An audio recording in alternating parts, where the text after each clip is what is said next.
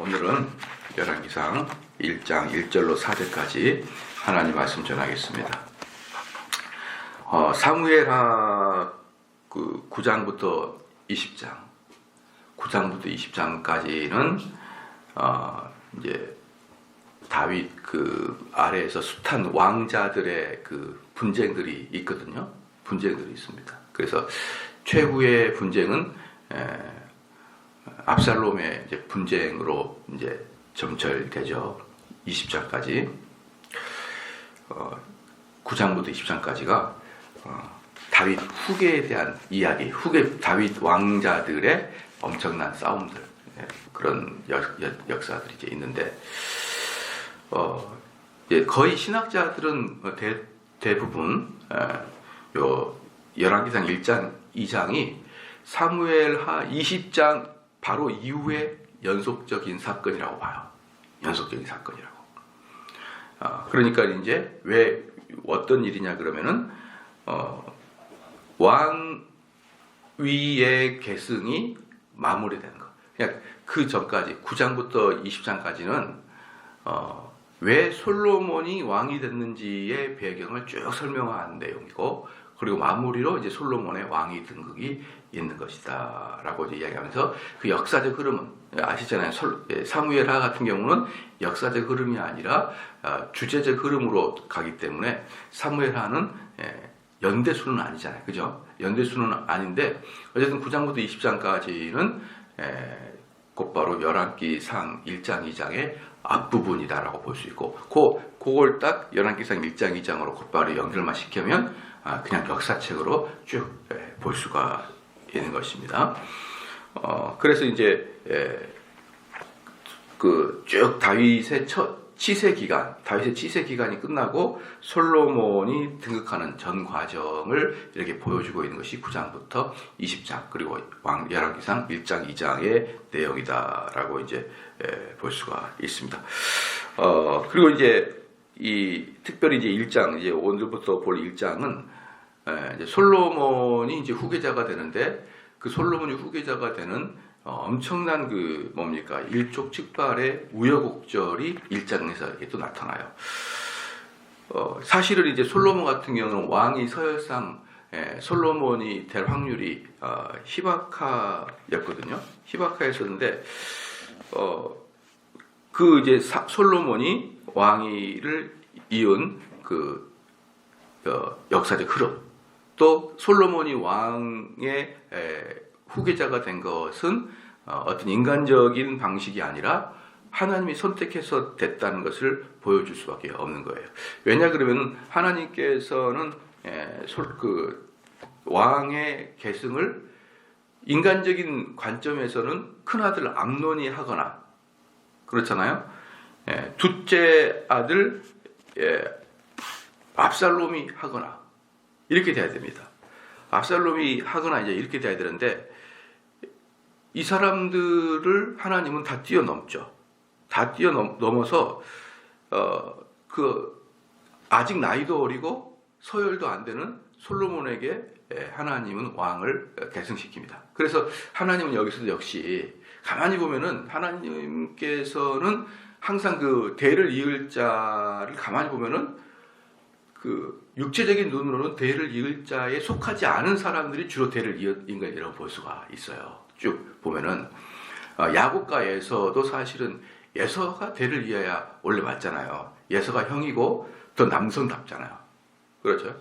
이런 식으로 꼭 보면은 또 야곱의 12아들 중에서도 사실은 유다나 또는 요셉 같은 그런 경우는 눈에 띄지 않는 사실은 그런 위치에 있던 애들이잖아요. 다 특별히 눈에 띌 만한 애들이 아닌데 결국 그들에게 하나님의 시각이 전적으로 가잖아요. 그런 걸 보여주면서 뭘 보여주냐 그러면은 하나님은 사람을 외모로 취하지 않는다는 것을 분명히 성경에서는 보여주고 있는 거예요. 우리 눈에는 이 사람이 할만하다. 압살롬 같은 경우는 정말 뛰어난 사람이잖아요. 외모도 출중하고, 또 암논 같은 경우는 큰 형으로서의 모든 아버지의 기대를, 심지어 다윗의 기대를 다 받고 있던 사람들이었거든요. 걔네들이. 걔네들을 다 이렇게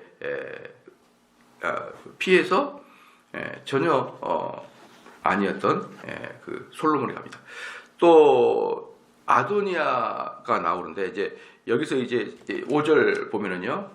때에 학기세 아들 아도니아가 스스로 높여서 이르기를 내가 왕이 되리라 하고. 그러니까 아도니아도 사실은 그러면 이제 앞에 압살롬이 죽고 암논도 죽었잖아요. 그 다음에 서열이 아도니아예요. 그 다음에 서도 그리고 아도니아는 6절 보면은 저는 압살롬의 다음에 난 자요. 압살롬의 다음에 난 자요. 채용이 심히 준수한 자라 그 부친이 네가 어찌하여 그리하였느냐 하는 말로 한 번도 그를 섭섭하게 한 일이 없어요. 그러니까 쉽게 말하면은 여러분들 보면은 그 집안에서 상당히 뭐라 그럴까요? 아버지의 사랑을 듬뿍 받고 공부도 잘해요. 그래가지고 언제 한번 네 공부해라 그래 본 적도 없고. 그러니까 가끔 보면 이제 아들을 잘 키웠어요. 잘 키워놓고 이제 어머니들이 아이고 저는 우리 아들한테 공부하라는 소리도 한 번도 안 했고 이리 가라 저리 가라 말도 안 하는데 지가 잘 컸어요. 이렇게 이제 자랑하는 분들 있잖아요. 정말 부럽죠. 왜냐 그러면은 어떤 사람들은 그냥 아침에 일어나서 왜 자냐, 왜 뭐 텔레비전 보고 있냐, 뭐 하냐. 그래서 제가 요즘에 이제 우리 아들내미가 맨날 이렇게 누워서 스마트폰 보고 있고 볼 때마다 야 임마 그거 하지 마, 막 이러니까 이제 요즘에 서서히 저를 피해요. 그래서 제가 야 너 아빠에 대한 애정이 좀 요즘 식은 것 같다. 그러니까 아빠는 나만 보면 이거 하지 마라 저거 하지 마라 그랬잖아. 막 그런 이야기를 하는데 저도 우리 아들한테 이리 가라 저리 가라 이런 말 한 번 없이 좀 키우고 싶어요. 근데 저도 그렇게 키울 줄 알았거든요. 저도 그렇게 키울 줄 알았는데 안 되는 거예요. 안 돼. 옛날에 제가 한번 설명을 해드린 적이 있었는데 솔로몬은 6살 때부터 솔로몬이랍니다. 스펄전은 6살 때부터 할아버지 방에서 놀았어요. 할아버지가 목사님이었거든요. 그냥 스펄전 놀면서 맨날 할아버지 방에서 노니까 할아버지 책만 읽어요. 그때 이제 스펄전은 어릴 때부터 청교도 서적만 쭉 읽다가 결국 기독교 역사 중에서 최고의 설교자가 되잖아요. 그래서 저도 우리 아들을 6살 때부터 탁 서재시라더니 맨날 그림만 그리고 있는 거예요. 그 책은 아무 관심도 없고. 되는 게 아니에요. 남들이 한다고 되는 게 아니더라고요. 그러니까 이 아도니아는 어떤 애냐면은 꼭 그런 애예요. 그 집안에서 정말 전도 유망해서 머리도 똑똑하고 부모님 말씀도 잘 듣고 이런 사람 한 번도 이리 가라 저리 가라 이런 말도 들어보지 않고 컸던 애가 아도니아입니다. 그러니까 당연히 여기서도 방금 4절, 5절, 6절도 봤지만 아주 심히 준수해요. 체형이. 그러니까 압살롬은 외모가 정말 뛰어났거든요. 근데 이제 이 아도니아는 준수하다. 이제 이런 거예요. 이게 준수하다는 뭐냐면은 아주 스마트하다는 거예요. 스마트하고 외모도 당연히 호남형이다가 또 이제 압살롬과 또 다른 개념의 아주 괜찮은 사람이었죠. 압살롬은 상당히 냉혈적인 인간이었지만 이 아도니아 같은 경우는 다윗이 이리 가라 저리 가라 말할 필요도 없이 잘 자랐기 때문에 다윗의 머릿속에 누가 있었을까요? 당연히 아도니아죠. 그 서열도 그대로 이제 아도니아가 이제 장손이나 마찬가지고 다 죽었으니까 이제 그런 사람을 건너뛰어서 솔로몬을 갔다. 그것은 사실은 이 서열이 사람의 외모를 취하지 아니하고 철저히 하나님이 기쁘신 뜻대로 서열을 잡는 것이라는 것을 이제 우리가 볼 수가 있습니다. 이제 1절에 보면 다윗 왕이 나이가 많아 늙으니 이불을 덮어도 따뜻하지 아니한지라. 이제 이 다윗이 30세의 왕이 됩니다. 여러분 30세의 왕이 돼요.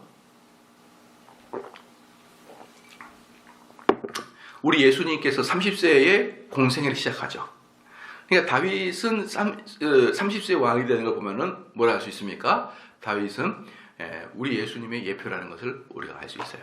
다윗도 30세 왕이 되고 예수님도 30세에 공생애가 시작됩니다. 그래서 다윗은 우리 예수님의 예표지만 또 하나 중요한 직책, 왕이나 제사장이나 선지자는 30세부터 시작이에요. 그게 이스라엘 법도입니다. 그래서 나이가 너무 어려도 안 되고 30살 정도 돼야 30살 상당히 적당한 시기죠. 왜냐 그러면 그 당시에는 사람의 나이가 그렇게 많이 오래 못 살잖아요. 그 다윗 시대 때는. 그러니까 30세 정도 되면 우리나라 지금의 나이로 보면 한 40세 정도 느낌? 40세 정도의 느낌 정도의 이런 중요한 직책을 시작을 하는 것은 참 적당한 시기라고 봐요. 요즘에도 보면 담임 목사 뽑을 때 40세 이상 또는 45세 이상 이렇게 나오거든요. 45세에서 55세 사이, 요 사이를 담임 목사 뽑으면 청빙 절차가 보면은 거의 이제 그렇게 딱 나와는 것이죠. 어쨌든 30세에 다윗이 왕이 됩니다.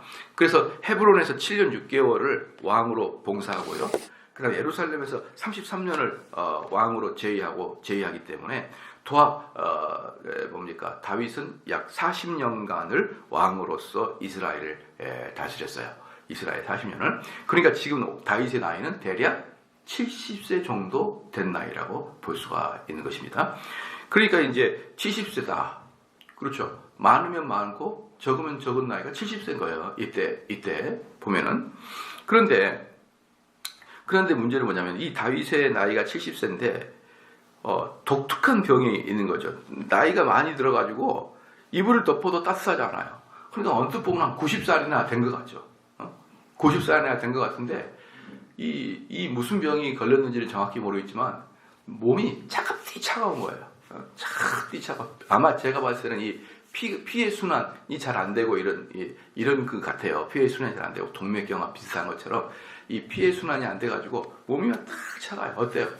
여러분 몸이 차가운 사람은 막 몸이 저리듯이 고통스럽잖아요. 저리듯이. 그래서 이불을 몇 겹을 덮여도 따뜻하지가 않아요. 따뜻하지가 않습니다. 왜 이런 식으로 지금 다윗은 사실은 나이가 70이라 그러면은 이런 식의 고통을 사실은 당하는 것은 좀 빠른 고통이죠. 그럼 다윗이 이제 왜 이렇게 고통을 당하냐 그러면요. 다윗의 초창기 때는 어떻습니까? 숱한 망명생활. 망명생활. 그냥 맨날 밖에서 한 데서 잠을 자잖아요. 그러니까 끌고 다니면서 이 다윗의 부하들은 우리는 언제쯤이면 좀 적당한 곳에서 잠을 잘 수 있는지, 이것이 다윗의 부하들에게 항상 바람인 것이죠. 맨날 사울에게 쫓겨다니죠.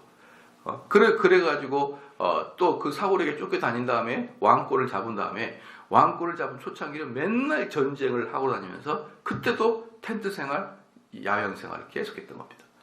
그러니까 젊어서 너무 몸을 혹사를 시켰던 것이 다윗의 인생의 전반부예요. 그럼 다윗의 인생의 후반부는 뭡니까? 이제 내부적인 사건으로 온갖 집안의 불화가 발생하는 것이 다윗의 인생의 후반부입니다. 반란이 일어나고 살인이 일어나고 음모가 일어나고 그냥 집안이 엉망이 돼버린 거예요. 엉망이 돼버린 겁니다. 참 보면은 그런 것 같아요. 이 다윗의 이 집안의 반란과 음모들은 외부인이 아닙니다. 전부 다 다윗의 식구들이에요. 식구들. 그러니까 참 보면은 근데 그 식구들이 살인을 하는데 어떻게 그 왕권을 차지하려고 저렇게 살인을 할까? 왕권을 차지하려고 저렇게 살인할까? 같은 형제들인데 여러분 같은 형제가 아니죠. 다 이복이잖아요. 이복 형제는요. 여러분 원수보다 더 원수입니다. 이복 형제는. 자기 어머니들이 자기 애를 낳아놓고 어릴 때부터 남편이 안 오고 남편이 다른 여자한테 그때마다 그 아내들의 그 자기 엄마들의 그 속쓰림을 어릴 때부터 보고 자랐거든요. 그러니까 그 어린 나이에 뭐 그거 보고 자란 게 그거밖에 없으니까 아휴, 저 사람들만 없으면 우리 어머니가 사랑받을 텐데 이렇게 그 왕비들은요 그런 식의 자녀들을 키우는 거예요. 아무리 그때 왕이 여러 명의 여자를 자기 아내로 두는 것이 합법적이지만 그래도 사람의 본성이 내 남편이 다른 여자 방으로 들어가는 것이 편할 리가 있겠습니까? 여러분 옛날이라고 그래도. 그러니까 이 사람들은 어때요? 항상 마음이 편치가 않는 겁니다. 이 그 왕비들은. 그리고 또 이제 시간이 지나면 어떻습니까? 그 왕비들이 권력 다툼을 하는 거예요. 특별히 이제 왕이 후계자를 세울 때 권력 다툼을 하기 때문에 이 아들을 데리고 있는 이 왕비들은 어릴 때부터 이 좋은 정치인들이나 장군들이나 제사장들을 자기 편으로 끌어들이려고 엄청나게 온갖 중상과 모략을 하게 되겠죠. 그렇잖아요. 그게 누구에 의해서? 다윗으로 봤을 땐 다 식구예요. 다윗으로 봤을 땐 다 식구지만 걔네들로 봤을 땐 다 정적들입니다.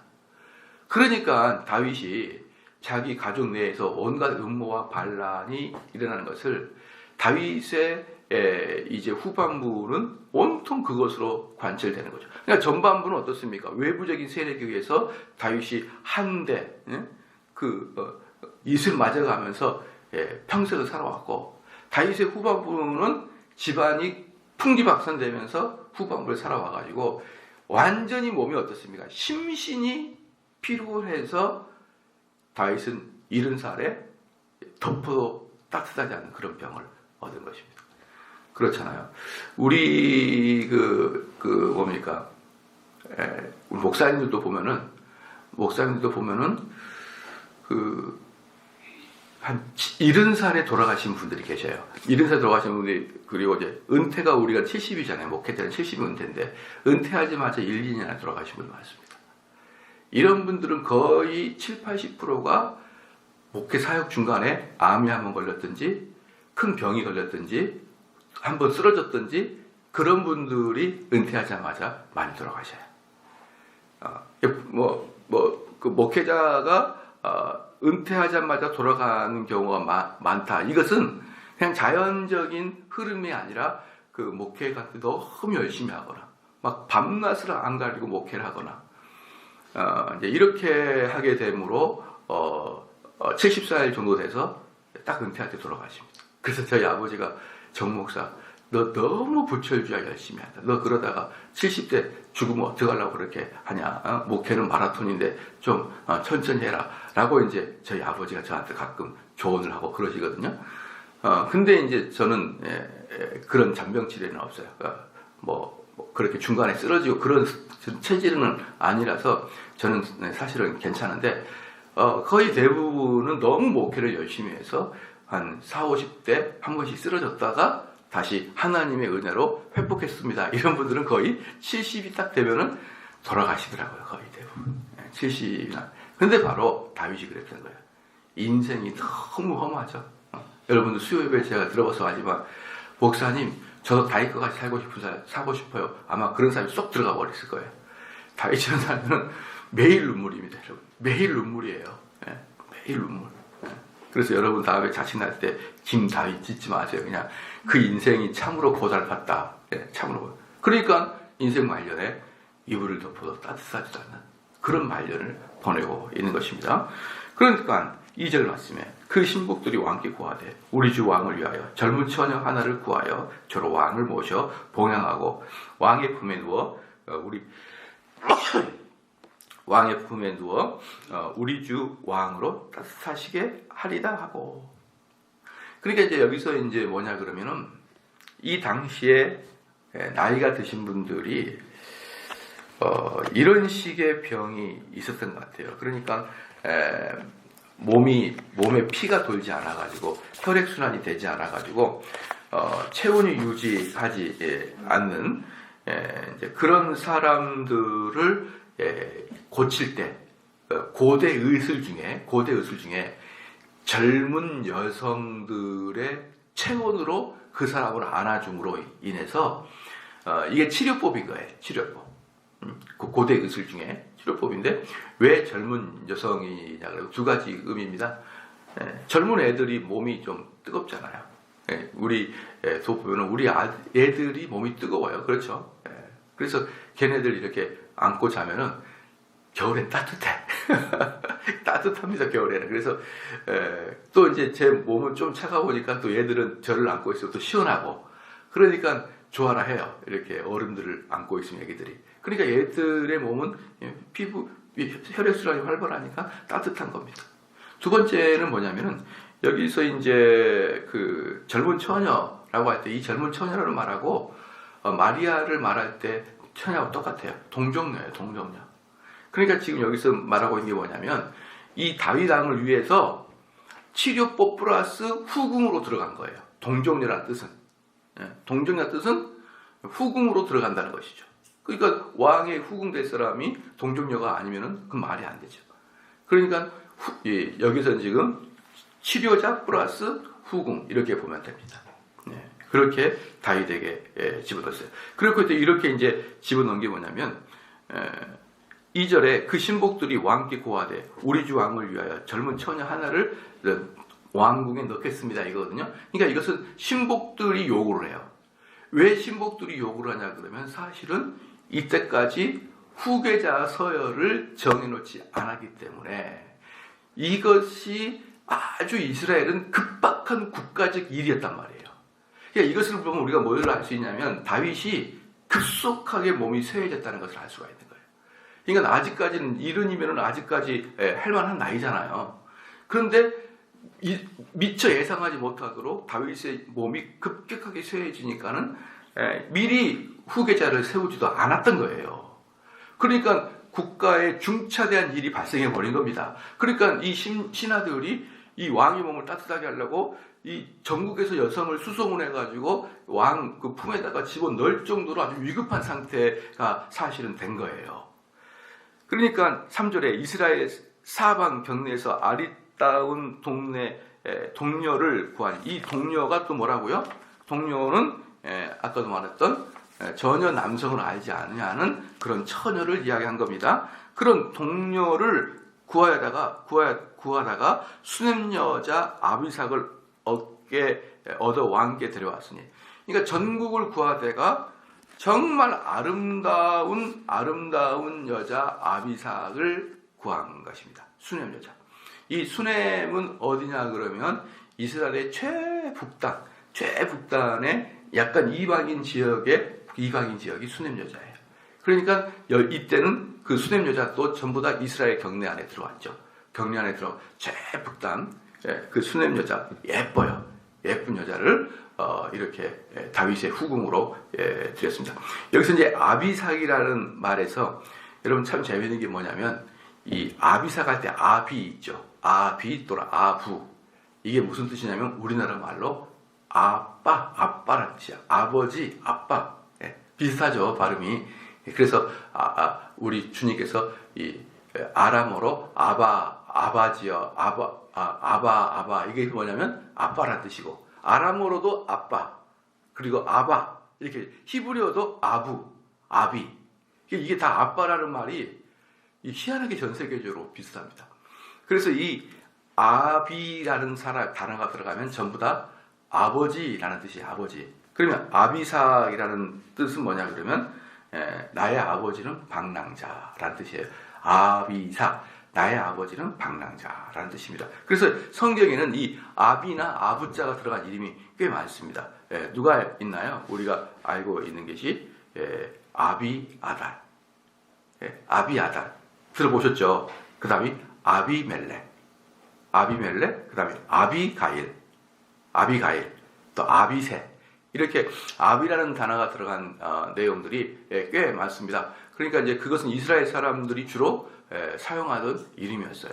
그래서 이제 여기에서도 아비삭도 그때 당시 이스라엘 사람들이 흔히 이름을 사용했던 이름을 사용해서 아비새가 됐고, 그래서 이 아비새가 후궁으로 뽑혀가지고 다윗의 품 안으로 들어가게 됩니다.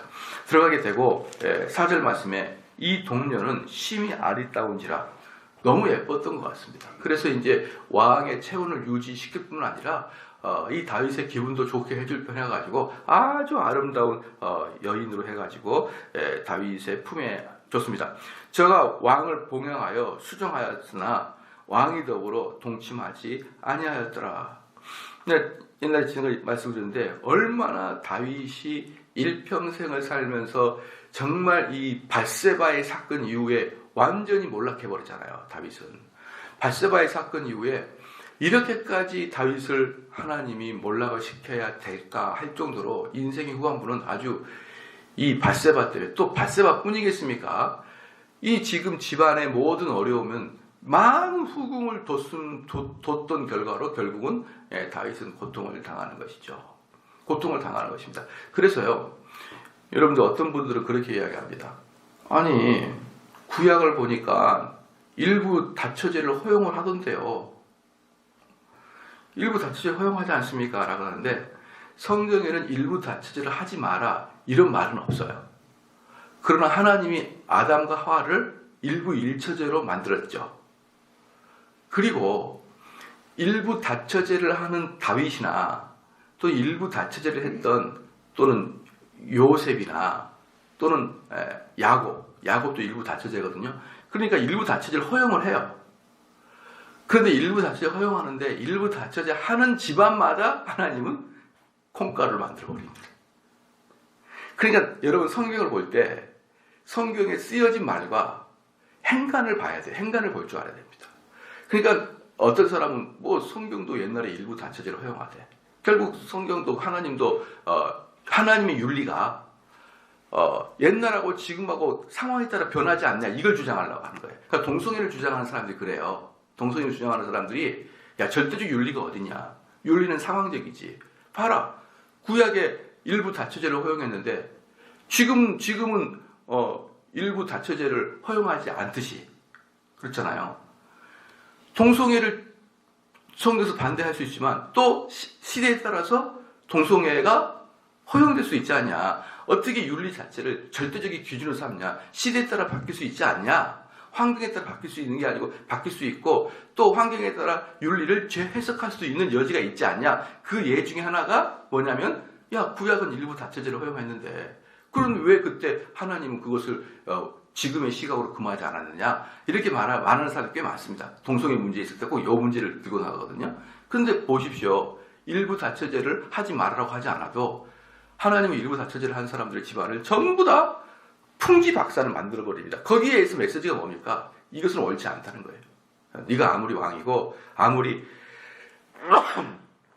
왕이고 아무리 그 당시에 그것이 합법적인 것 같아도 하나님은 그 집안들을 그냥 두고 넘어가는 경우가 없어요. 없습니다. 그래서 다윗은 엄청나게 고난을 당했어요. 누구 때문에? 많은 여성 때문에. 그러니까 이제 정말 예쁜 아리따운 여성이 품에 들어와도 여러분 관심도 없는 거예요.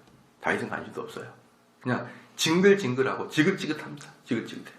그런데 다윗이 그 여인을 받아들인 것은 뭡니까? 신하들의 부탁을 했고 그리고 자기도 느끼기에 너무 몸이 심각하게 안 좋아졌고 그래서 자기가 이렇게 죽었다가는 어떻습니까? 100% 왕자들의 죽이고 살리는 그런 살육의 현장들이 나타나죠. 그러니까 이 다윗이 그러한 일을 당하지 않으려면 뭡니까? 왕위를 객석을 딱 시켜야 되는 거예요. 시켜야 됩니다. 그 다음에 이제 5절에 이제 잠깐 보면은 때에 핫깃의 아들 아도니아가 스스로 높여서 그러니까 여기 뭐냐면 아무도 아도니아를 왕의 내정자로 아직 점찍지 않았는데 자기 스스로 내가 왕이 돼야 되지라고 갑자기 자기를 후계자로 생각을 합니다. 자, 이것을 보면 또 뭐라 할 수 있습니까? 시작. 다윗이 급속하게 나빠졌다는 거예요. 다윗이 급속하게 나빠지니까 아도니아가 그걸 보면서 그러면은 차기의 왕권은 나구나 이렇게 스스로 생각을 자연스럽잖아요. 최고의 아들이었고 서열상 1위니까 당연히 스스로. 자, 여기서 스스로란 말이 뭐냐면 뭐가 뜻이냐면 하나님이 선택해 주지 않았는데 그 뜻이 들어가 있는 거예요. 하나님 선택해 주지 않았는데 자기가 스스로 왕이 돼야 되겠다는 마음을 가지고 이렇게 있는 것입니다. 그래서 이제 또 한 번의 심각한 참 이거 정말 마음이 아파요. 이 아도니아 난이 또 일어납니다. 이것도 결국은 밧세바의 간음 사건에 대한 벌이에요. 우리 주님은 다윗을 죽을 때까지 죽여버리네. 마지막에 온몸이 그렇게 냉랭하고 죽음을 기다리는데 그 죽음 앞에 있는 다윗에게 또 한 번의 마지막 칼을 대면서 정말 여러분들 죄가 얼마나 사람을 이렇게 피폐하고 황폐하게 만들어버렸는지 마지막 죽을 때까지 아마 다윗은 천국 가가지고 주님 좀 너무한 거 아닙니까? 이렇게 분명히 했을 거예요. 하나님한테.